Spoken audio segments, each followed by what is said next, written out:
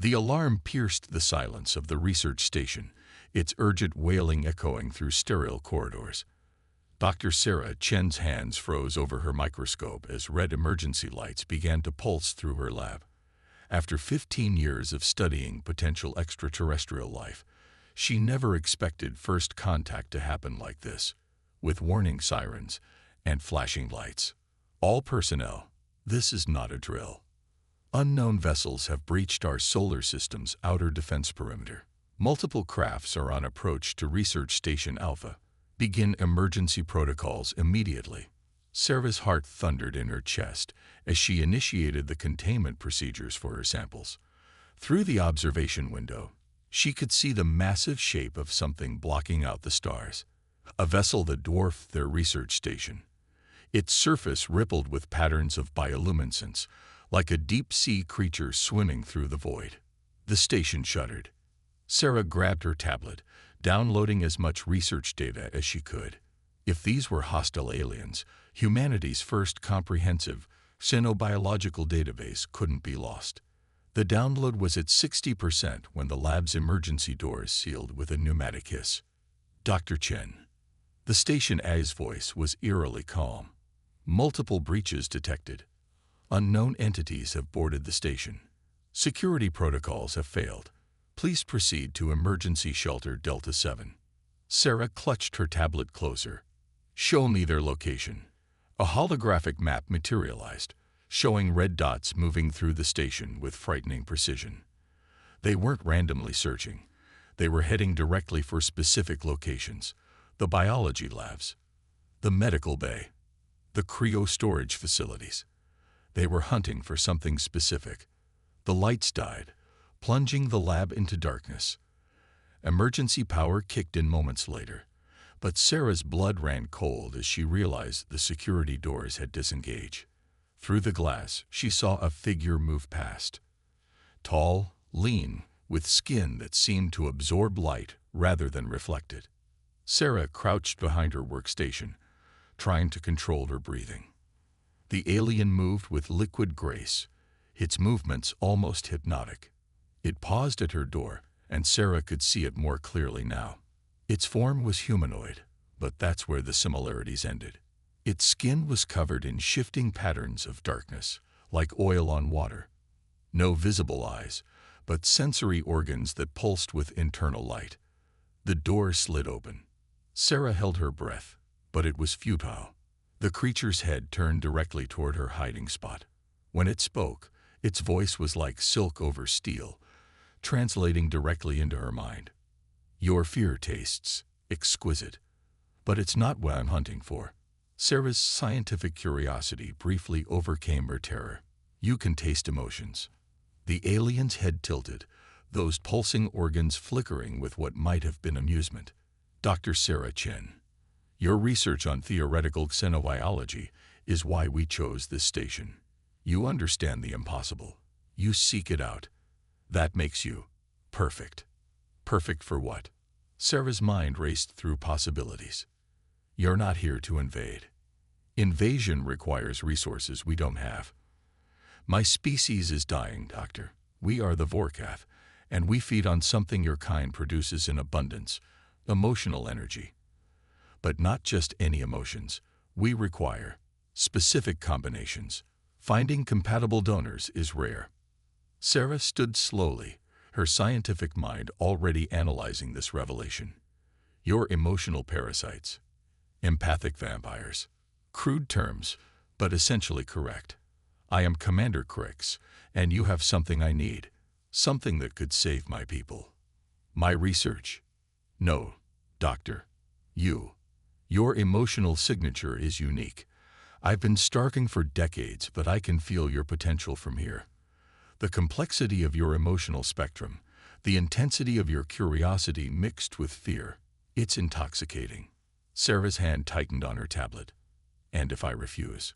Crix moved closer, darkness rippling across its skin. You misunderstand. This isn't a request. My people are dying. I haven't fed properly in years. The hunger, it changes us, makes us desperate, dangerous. I chose you because you might survive the feeding process. Others wouldn't be so fortunate. The implications hit Sarah like a physical blow. You're going to feed on me whether I consent or not.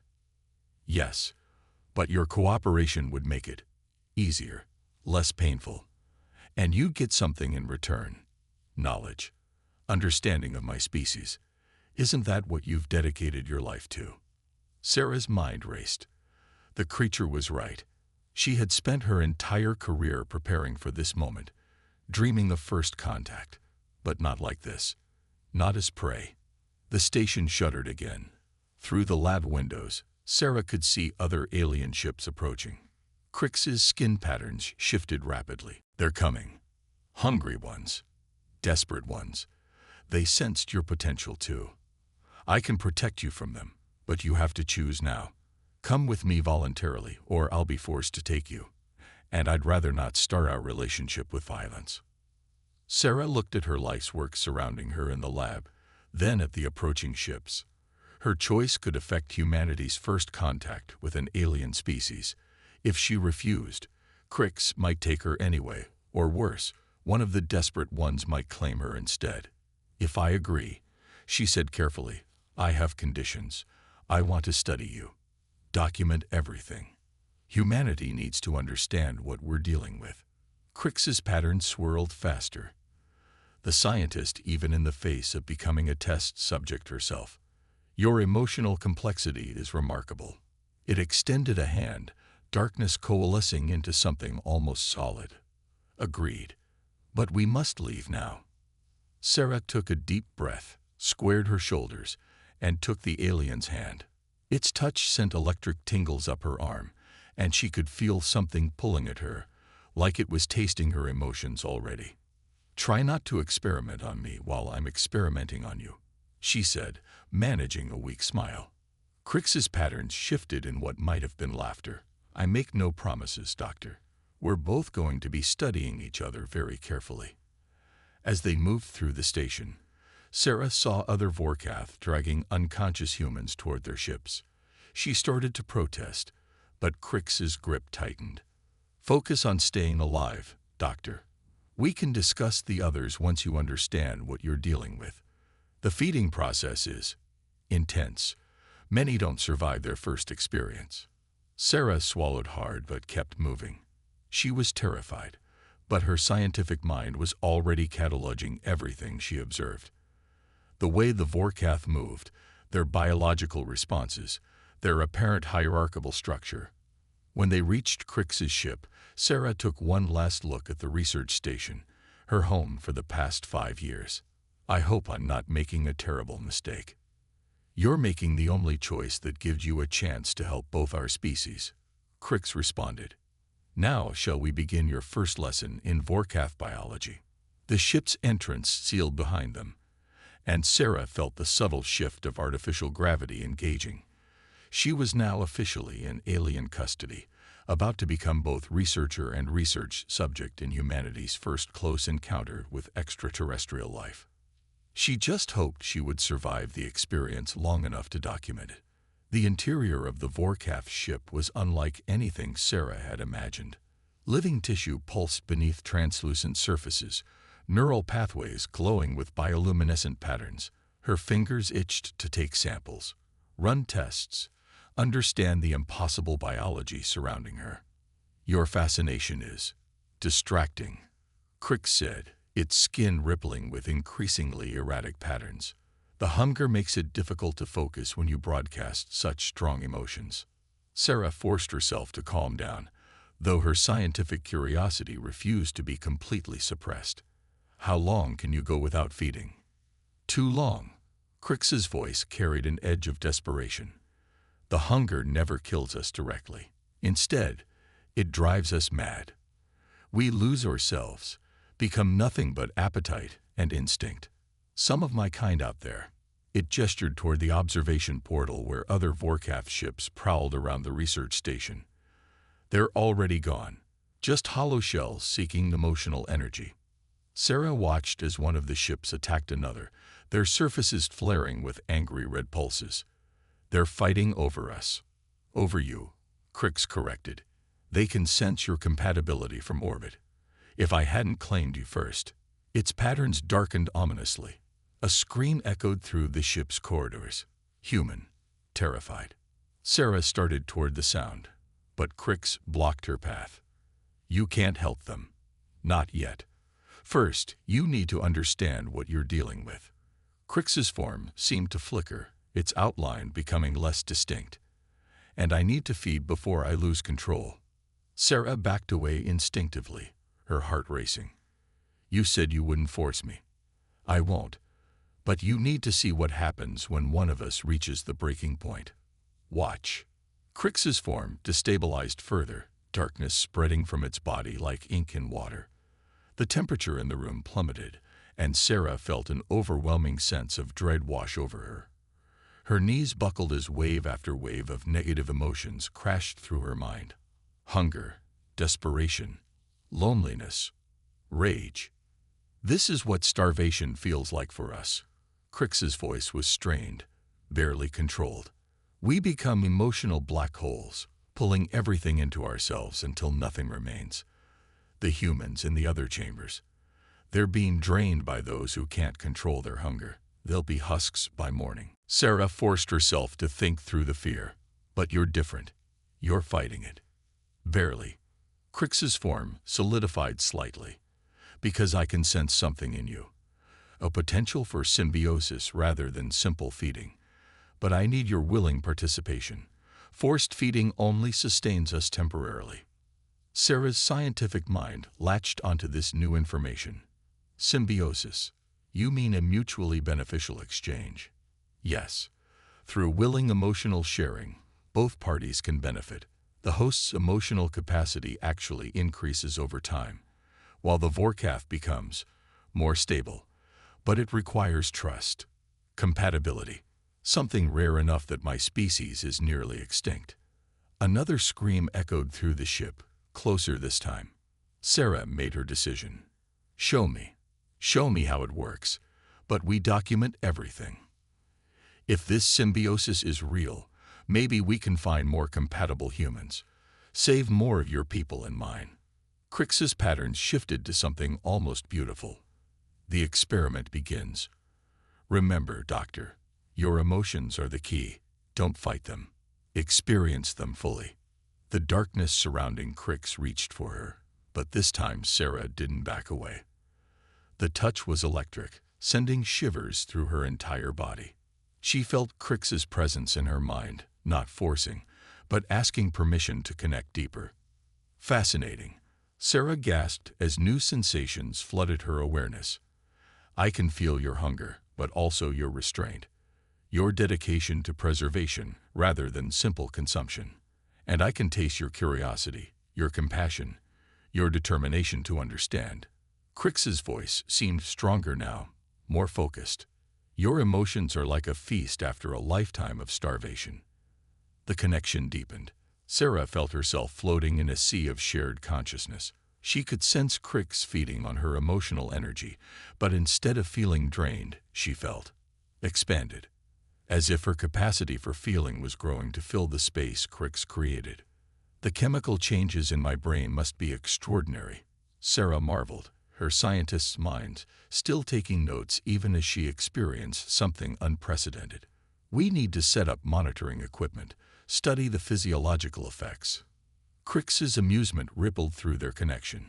Even now, you think like a researcher. That's why you're perfect. Your curiosity feeds you even as I feed on you. The moment was shattered by the ship's warning system. Through their connection, Sarah felt Crix's alarm. The desperate ones, they're attacking the station's core. If it breaches. Sarah pulled herself back to full awareness. How many humans have they taken? 37. Most won't survive the night. We have to stop them. Sarah's determination flooded their connection. You've shown me that coexistence is possible. We can't let their hunger destroy any chance of peaceful contact between our species. Crix's form solidified fully, patterns stabilizing into something almost regal.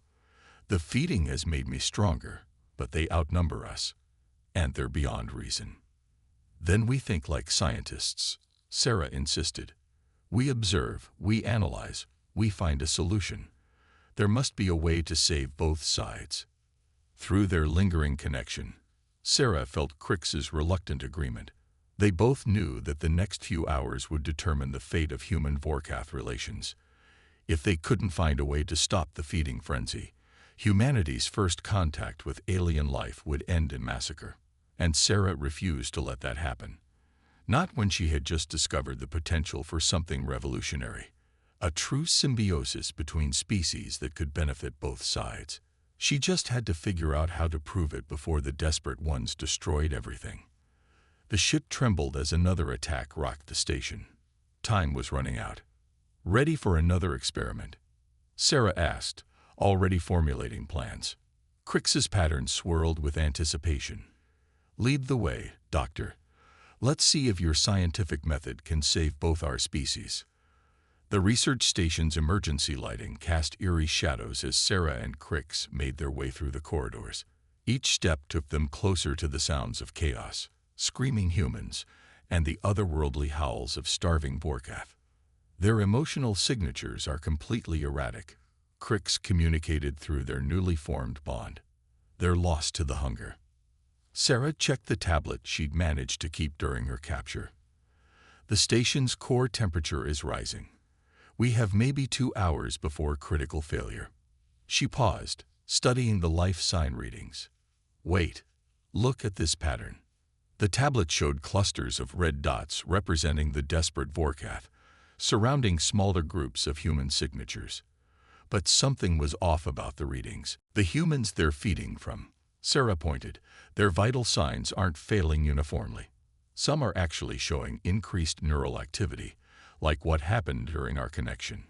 Crix's patterns shifted thoughtfully, compatible pairs, forming naturally even in chaos.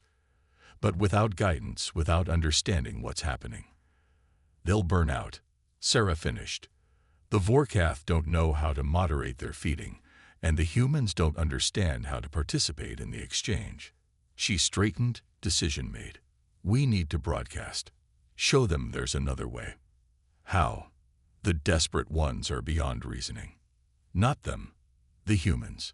If we can get even a few to understand what's happening, to participate willingly like I did. Sarah's excitement pulsed through their connection. The compatible pairs might stabilize naturally. They reached the station's communication center, finding it mercifully intact. Sarah's fingers flew over the controls, bringing the emergency broadcast system online. This is Dr. Sarah Chen.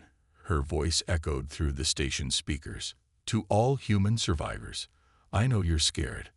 I know what's happening seems like an attack. But some of you are experiencing something different, something more than just fear and pain. You can feel them in your minds, can't you? And it doesn't just hurt, it resonates. Through their bond, Crix added its own energy to Sarah's words, amplifying the broadcast's emotional impact. Sarah gasped as she felt her consciousness expand, touching the minds of everyone on the station. If you feel this connection, she continued, don't fight it. The Vorkath aren't just predators. They're potential symbionts. Work with them. Share your emotions willingly, and they'll share something in return. I can show you how. In the corners of her expanded awareness, Sarah felt it beginning. Small sparks of understanding, of willing connection. Humans and Vorkath finding balance, however tentative. But the desperate ones weren't giving up their prey easily. The station shuddered as another fight broke out. Through the observation window, Sarah watched 2 Vorkath tear into each other, their forms becoming chaos incarnate. It's working, Crix observed, but too slowly. The desperate ones will destroy everything before enough pairs stabilize. Sarah's mind raced. What if we could share our connection? Broadcast the template of a successful symbiosis. It would require opening our bond completely, letting everyone feel exactly what we feel. The intimacy of that would be unprecedented. Sarah smiled grimly. Story of my life lately. Can we do it? Crix's pattern swirled faster. Yes, but it will drain us both significantly, and the desperate ones might sense your emotional energy more strongly than ever. Then we better make it count. Sarah took a deep breath, squaring her shoulders. Ready? Instead of answering, Crix enveloped her in darkness. Their consciousness merged fully, defenses dropping away until there was no distinction between human and alien. Through the station's broadcast system, amplified by Vorkath abilities, they shared everything. The initial fear, the moment of connection, the discovery of potential, the growth of trust, the possibility of true symbiosis. The effect was immediate and overwhelming. Throughout the station, compatible pairs felt the resonance of a successful bond.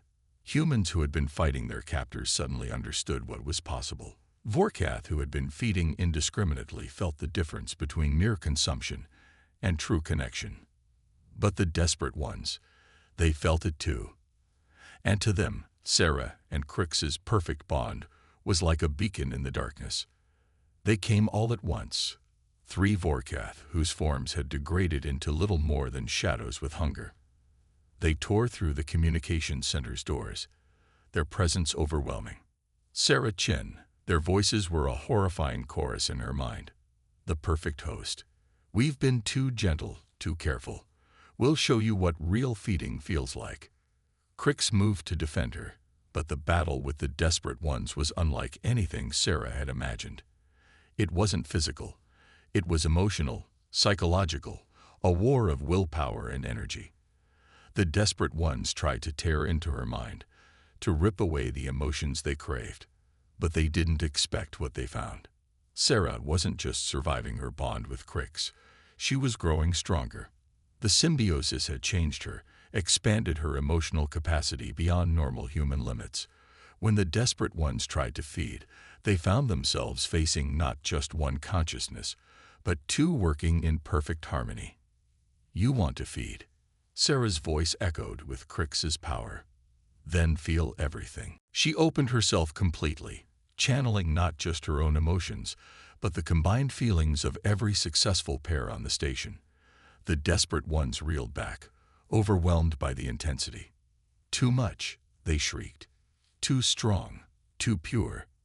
Their forms began to dissolve, burned away by the very emotional energy they had tried to steal. In their last moments, their consciousness brushed against Sarah's, and she felt their final understanding, that they had destroyed themselves by refusing to evolve beyond simple predation. As the desperate ones faded away, Sarah felt other minds touching hers, the surviving compatible pairs, each one a potential foundation for a new kind of relationship between their species. We did it, she whispered, sagging against Crix as exhaustion hit her. We showed them another way. Rest. Crix's voice was gentle in her mind. You've done more than enough.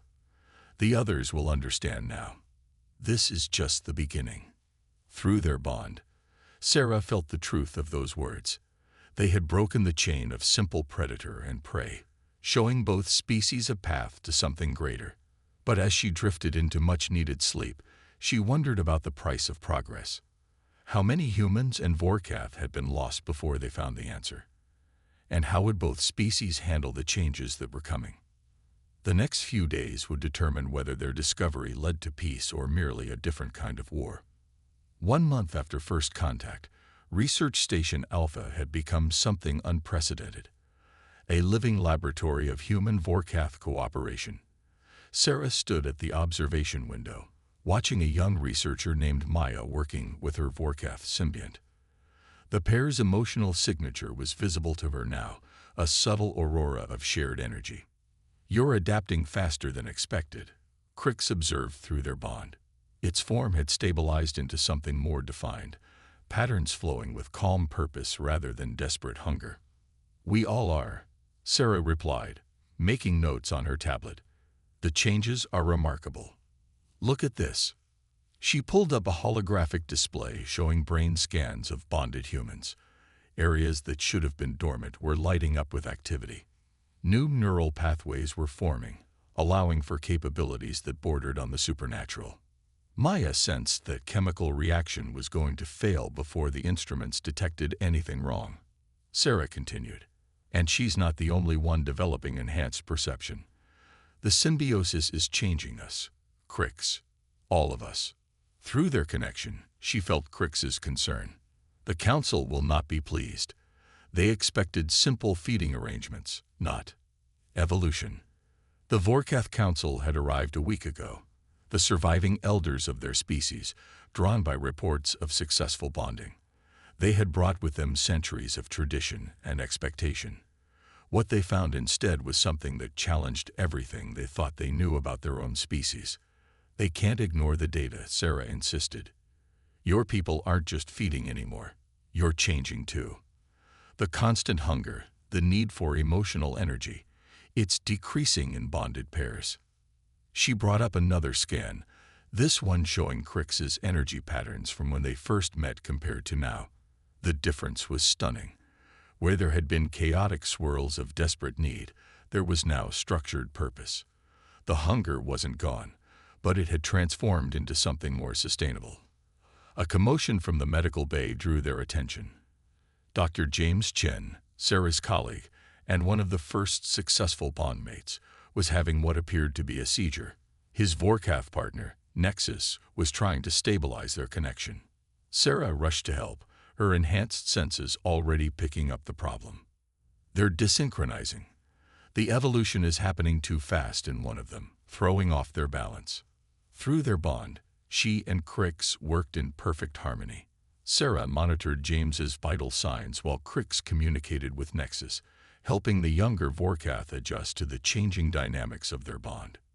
There, Sarah said as James's readings stabilized. But this is the third incident this week. The changes are accelerating. Because they feed each other, a new voice interrupted. Elder Vorthak, head of the council, glided into the medical bay. Its ancient form rippled with disapproval. This is not natural. Our way has sustained us for millennia. We feed, we survive, we maintain balance. With all respect, Elder, Sarah stood her ground. Your way was killing both our species. The desperate ones proved that. This evolution, it's not just change, it's salvation. Through their bond, Crix supported her words with memories. The horror of endless hunger, the madness of the desperate ones, the miracle of finding another way. Look at your own readings, Sarah continued, pulling up the council's medical data. Even being in proximity to bonded pairs is affecting you. Your hunger is diminishing. Your forms are stabilizing. You're changing whether you want to or not. Elder Vorthak's patterns shifted rapidly. Anger, fear, and underneath it all, a glimmer of hope. And what happens when we change too much? When we lose what makes us Vorkath? You're not losing anything. James spoke up weakly from his bed. You're gaining something. We both are. He reached out, allowing his enhanced perceptions to brush against the elder's consciousness. Feel it yourself. The elder recoiled initially, but couldn't deny what it sensed. The humans weren't just food sources anymore. They had become something more, partners in an evolutionary dance that was reshaping both species. A sudden alarm blared through the station. Sarah's enhanced senses immediately picked up the cause, a massive energy surge in one of the research labs. Maya, she gasped, already running. Crix moved with her, their movements perfectly synchronized. They found Maya and her bondmate in the center of what looked like an emotional thunderstorm. Energy crackled around them as their consciousness merged more completely than any pair had managed before. It's beautiful, Maya's voice echoed strangely, overlapping with her bondmates. We can see everything. The connections, the potential, the future. Sarah watched in amazement as the pair's energy patterns intertwined in new ways, creating something that was neither human nor Vorkath, but something gloriously in between. The next stage, Crix whispered in her mind. They're showing us what we can become. Elder Vorthak moved forward, its ancient form trembling. Impossible. This goes against all our laws, all our traditions. No, Sarah corrected gently. It fulfills them. Your people sought emotional energy to survive. Now you found a way to generate it together, to grow beyond mere survival into something greater.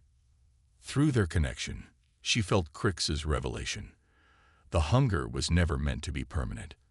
It was driving us toward this. True symbiosis, true evolution. We weren't meant to be predator and prey.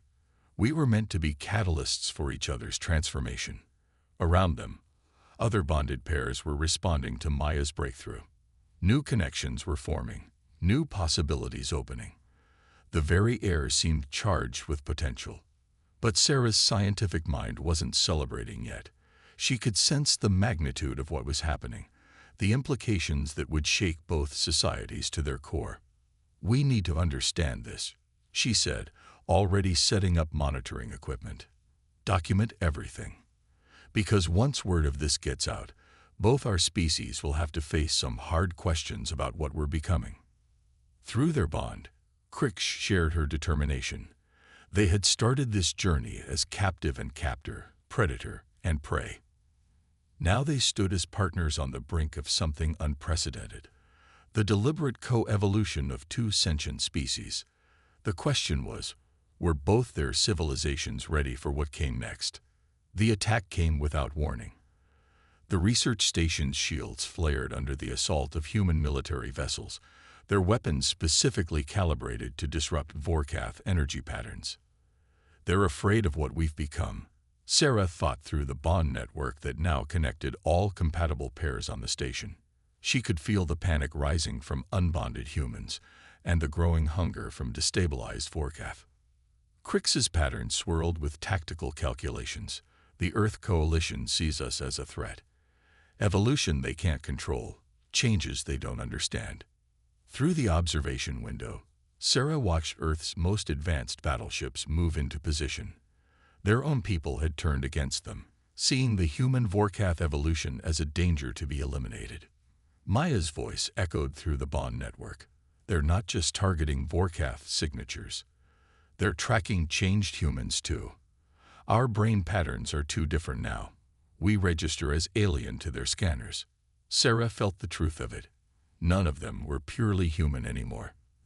The symbiosis had changed them too fundamentally.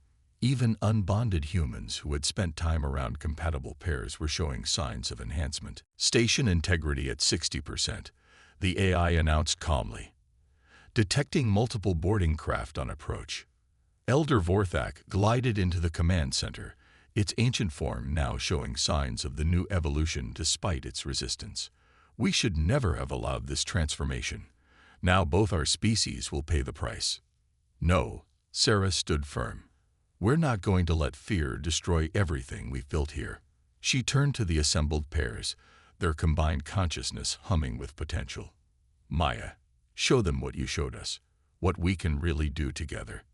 Maya and her bondmate stepped forward, their forms beginning to merge in that spectacular way they had discovered. Around them, other pairs followed suit, drawing on their combined strength. Sarah felt Crix's energy intertwining with her own, their consciousness expanding. Through their enhanced perception, she could feel the soldiers in the boarding craft, their determination, their fear, their orders to eliminate what they saw as an alien infection. "They need to understand," Sarah broadcast to all pairs. "Not through violence, not through force, but through experience. Ready?" As one, the bonded pairs reached out with their combined consciousness. They touched the minds of the approaching soldiers, not to attack or defend, but to share, to show them everything that had happened since first contact. The soldiers experienced Sarah's initial capture, felt the hunger of the Vorkath, understood the desperate search for survival that had driven both species. They lived through the discovery of symbiosis, felt the joy of mutual evolution, saw the potential for something greater than either species had imagined. Some of the soldiers recoiled, their minds unable to accept such radical change. But others felt the resonance, the possibility. The truth that humanity wasn't losing itself to alien influence. It was growing into something more. The first boarding craft veered off course, its crew shaken by what they had experienced. Then another and another. Multiple ships breaking formation, the AI reported, weapons systems powering down. But the admiral commanding the fleet wasn't so easily swayed. His flagship launched a concentrated energy pulse designed to sever the bonds between pairs. The pain was excruciating. Sarah felt pairs across the station crying out as their connections were strained. But instead of breaking under the assault, something unexpected happened. The bonds grew stronger. Maya's voice rang out through their shared consciousness. The pulse, it's acting as a catalyst. The energy meant to separate us is forcing our evolution to its next stage. Sarah felt it happening. The artificial distinction between human and Vorkath consciousness was dissolving. They weren't just sharing emotions anymore. They were becoming something new, something that had never existed before. Through their enhanced senses, they could perceive the fundamental patterns of space-time itself. Energy, matter, consciousness, all interconnected, all malleable to their combined will. "My God," Sarah whispered as understanding flooded through her. This was always meant to happen. The Vorkath weren't just evolving to be less dependent on feeding. Humans weren't just developing enhanced perception. We're becoming a bridge. Crix finished her thought. Between physical and energy states, between individual and collective consciousness, between what was and what could be. The Admiral's flagship fired again, but this time the combined consciousness of the station responded. Not with violence, but with transformation. The energy weapons meant to destroy them were absorbed, redistributed, transformed into pure potential. In that moment, they showed both humanity and the Vorkath Council the truth. Evolution couldn't be stopped. It could only be embraced or left behind. The Admiral's voice crackled over the comm system. What are you?" "We are the next step," Sarah replied, her voice carrying the harmony of all pairs. "Not human, not Vorkath, but something new. Something that proves our species don't have to fight or fear each other. We can grow together, evolve together, become more than we ever could alone." The weapons fell silent. The boarding craft retreated. Even Elder Vorthak's resistance had faded, replaced by a grudging recognition of necessity. In the quiet aftermath, Sarah stood with Crix, watching the changes ripple through both their forms. They were no longer merely bonded. They were transformed, and they weren't alone. "It will take time," she said, both to their fellow pairs and to those watching from Earth and the Vorkath homeworld. "This evolution isn't for everyone. Some will choose to remain as they are, and that's their right. But for those who are ready, who are compatible, who want to see what lies beyond our current limitations, we will show them the way." Crix finished, not through force or feeding, but through choice and change. Maya approached, her form now a beautiful synthesis of human and Vorkath characteristics. They're already reaching out. Compatible pairs are forming naturally on Earth, on colonies, even among the Council. The evolution can't be stopped now. Sarah smiled, feeling the truth of it through their expanded consciousness. What had started as a desperate act of survival had become something far more profound, the beginning of a new chapter in the story of both species. They were no longer predator and prey, nor even simply symbiotes. They were pioneers, showing two civilizations that the future didn't have to be a choice between conflict and submission. It could be synthesis, evolution, transformation, and this was just the beginning.